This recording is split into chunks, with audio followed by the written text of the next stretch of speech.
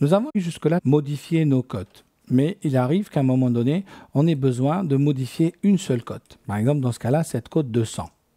Je vais la sélectionner. Je peux en double-cliquant dessus ouvrir la palette propriétés ou aller en haut dans lancement rapide, lancer propriétés ou aller dans l'onglet vue et on retrouve la palette propriétés aussi. Et là, je retrouve les propriétés de ma cote. Les types de flèches que je peux changer pour celle-là uniquement. Là, si je change ici, on changera que pour celle-là les types de flèches. On va ici. On peut changer tous les attributs qu'on a vus dans le style de cote. Mais ce qui va être intéressant à remarquer, c'est que nous avons la possibilité ici de changer aussi le texte de la cote. Et on voit ici que la dimension est de 100. Si je viens ici et je tape une valeur de 150, je modifie le texte de ma cote, qui dans ce cas-là devient 150. Voilà. Si je ne mets rien, on retrouve la valeur de départ qui est la valeur de 100.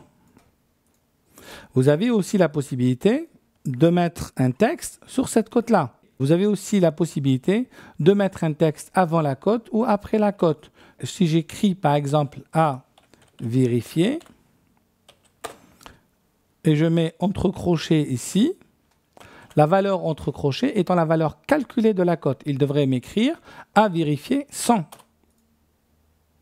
Si je me mets là, je vais derrière M, ça sera à vérifier 100 mètres.